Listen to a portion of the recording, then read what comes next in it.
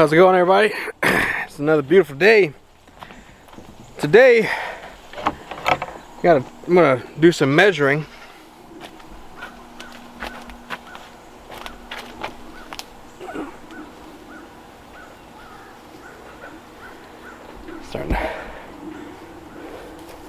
Starting to bury hide eggs a little bit better. Burying them, so it's good. No chicken eggs. Kuna's over here, still doing her thing. Chicken egg.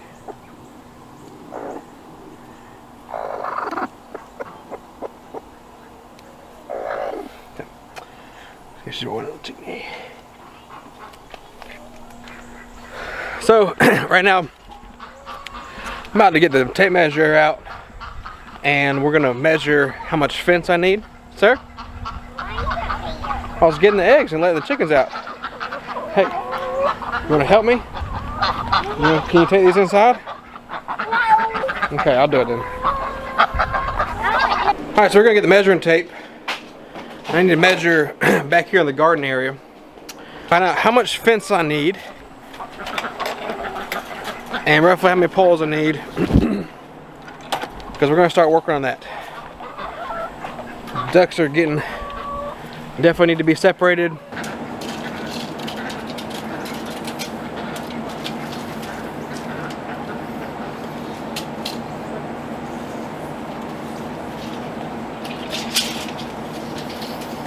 Fight both goats and a dog.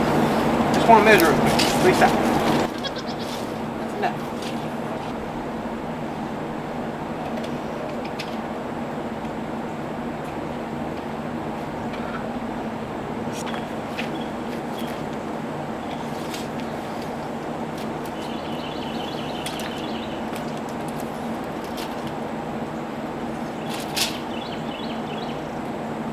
Alright, so we need about 50 foot of fence.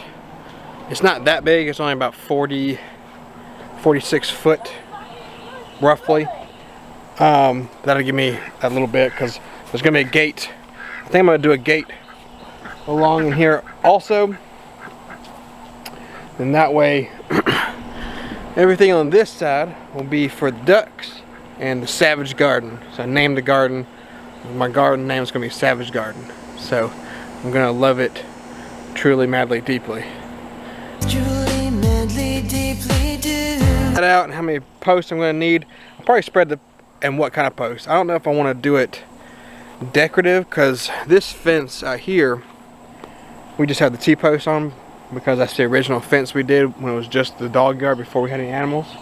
So I don't know if I'm gonna do 4x4s throughout it, going into the garden to make it look decorative, or if I'm just going to use T-posts. Here's the corner of the porch, and we'll come off the corner of the porch for it to be a 4x4 for an anchor, you know. And then I'm not sure yet if I want to put the gate over here by this gate, or if I want to put the gate by the porch. So, but I will pull up right here this T-post and right here, and I'll put a 4x4 post right here. That way the gate will be a little bit sturdier, and I can dig in the ground too, just like I did here, to kind of stop the chickens from coming too far or coming underneath the gate whenever it's closed, something like that. So I was cutting grass, and I was on the mower, and I was over here by the pumpkins, and I was like, all right, I'm just gonna mow them down. Just having so many issues. I'm discouraged. I'm just gonna mow them. Even though they look nice, the vine and stuff were looking good, they were looking healthier, I was just like, you know what? It's time to just get rid of them. Well, I was sitting in front of them, about ready to move and do it, and I decided, let me check one more time. Let me see what's going on. Well, yes, we have had some vine borers, and they have taken out some of our pumpkins. But it seems like the ones that are on the grass get hit the hardest. So we do, again, on the vine,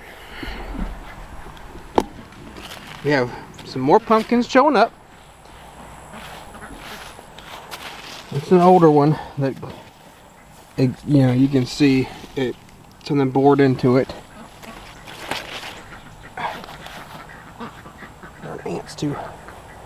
But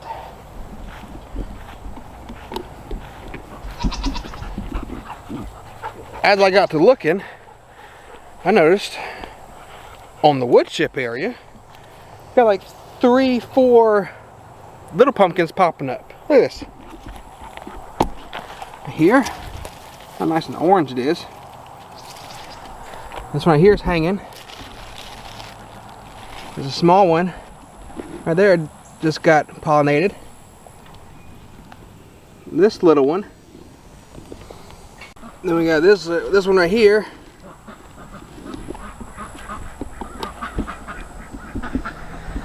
So I decided to leave it. You know, why not? I still got time. There's some pumpkins on here. They're doing all right. The little ones are finally making a good run. Especially, I mean, so I'm just gonna leave them. I'm gonna leave them until they die off. See what they produce. Try to fight those little borer things. There's ants everywhere too. I swear. I kill some ants and they come back, and I just stuffed another pile.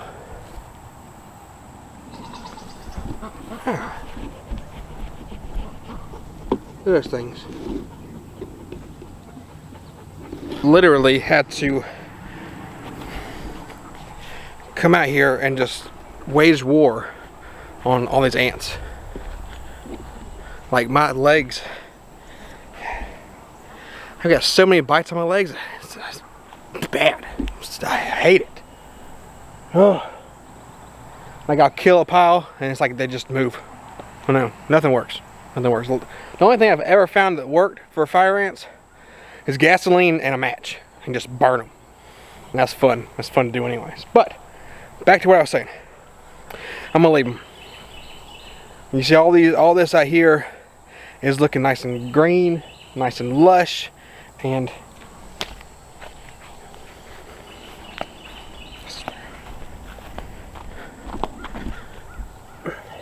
it's not like they're unhealthy, except for there are this couple vines.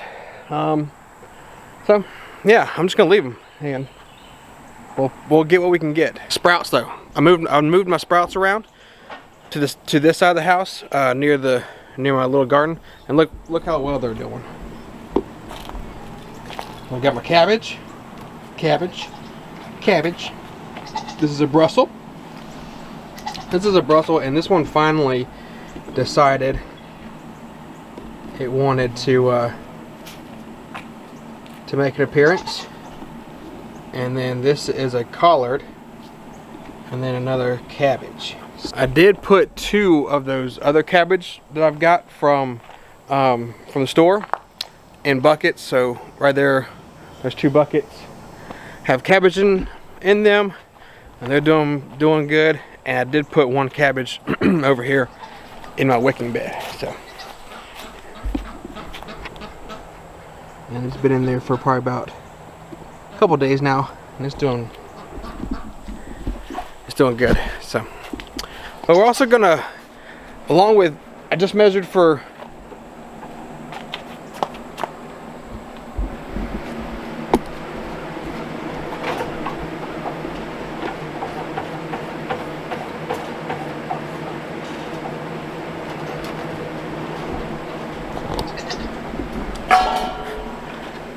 kids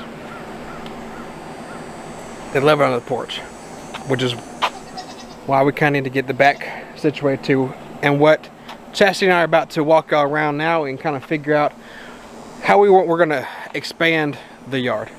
So back there is the only space right now that's fenced in. We do have the front fence along the road. It's not finished, but we have the whole front of the house right here. It's open.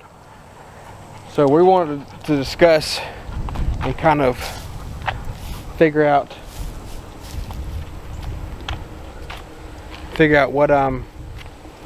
what we want to do with the front. I think we're going to fence it in to give the goats and Oak a little bit more space. Oh, a beautiful spider here. Look at this thing. Holy cow. That thing is massive. And then the other one's right there. We got 2 of them? Yeah, we got 2 over here. Of course, right in our walking space, I about ran into them probably 3 times. Could you imagine running into that web and just be like tarantula on your face? This is the back end of the house.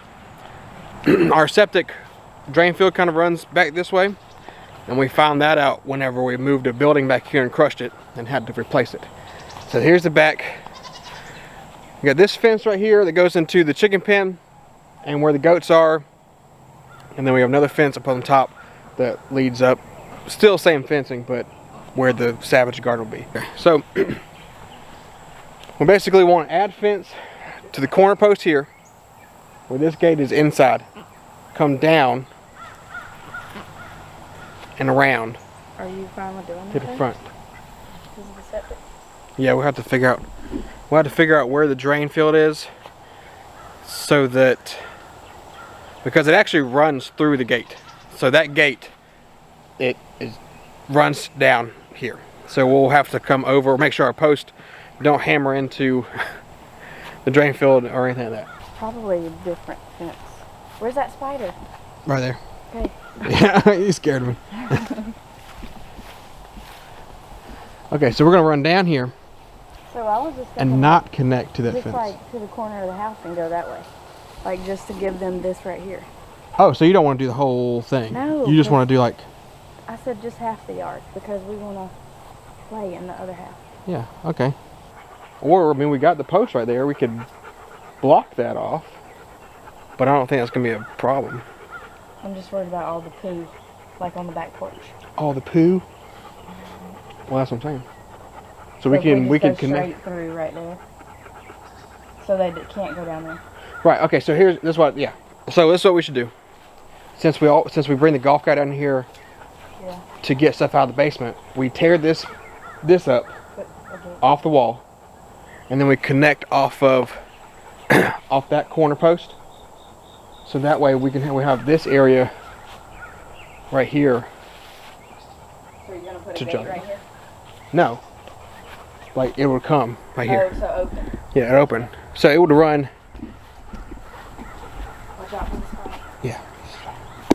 So it would run from this post, or this thing right here would be torn up. We'll take this down. So, but this line, so that corner Go straight. goes straight, Yeah. and then go whoop all the way out to there. So that way we have this area in here to drive the golf cart right here, so we can get to the basement door. That'll be the plan. We just gotta I'll get the measurements. I've got one of those wheel measurers. You should do that. What's it called? The wheel. Yeah, it's a wheel. Measures by the foot. Huh? Disturbing. Oh god. Well, let's leave the spiders alone. Let's get over here so spiders won't be disturbed. So I'll get the measurements and stuff for that, for the fencing that we need, and that's some more fall winter projects that we'll get going on. Definitely want to get that going soon, so we'll get as much as we can going and done. That way the goats and Oak will have more area to roam, especially Oak. It'll keep him a little bit more entertained.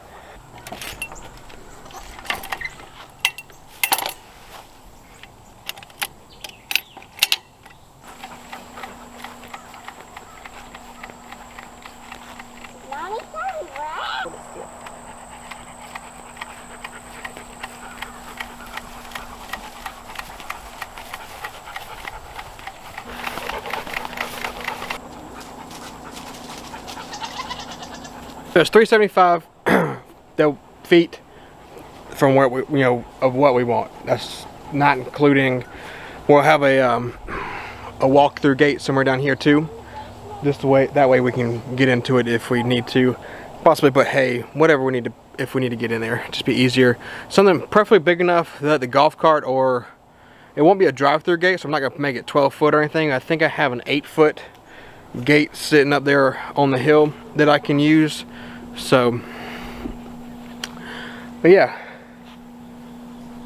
So $375 plus the $50 for the Savage Garden. So you're looking, you know, $425, $450, just to give us a little extra, just for fencing. So it's not too bad.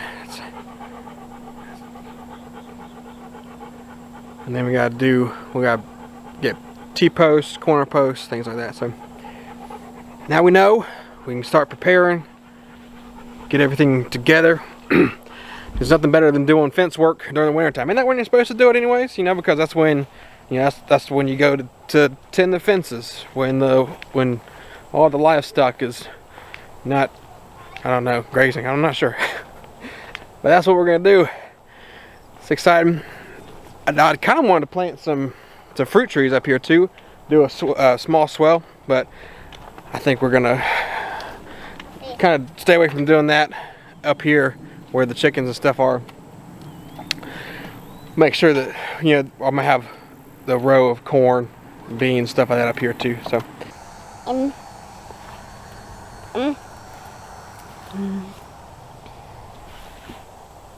watch out for the pokey. Here you go. Here you go. Mommy don't want it.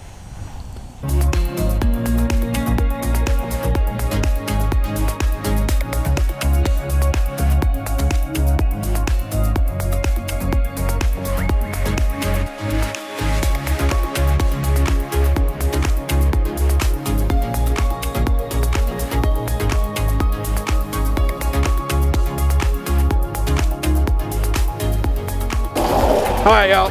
Y'all know how we like to end it sometimes. We got the Traeger on.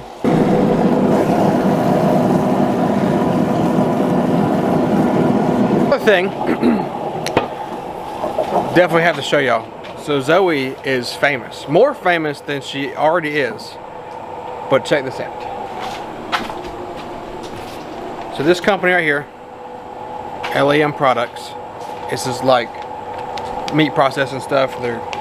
Now they got some Homestead and stuff in here too. But they put this thing on Instagram asking for the customers to send in pictures of how you teach your kids to love the land and then raise them, you know, that way. So let me show y'all something real cool.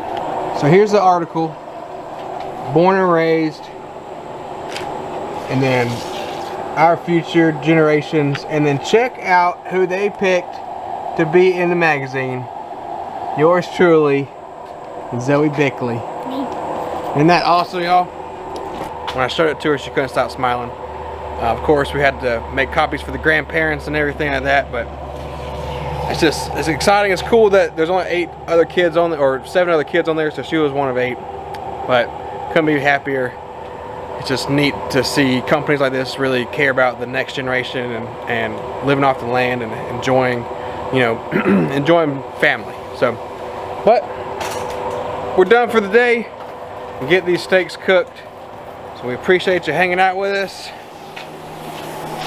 Catch you in the next one. Bye.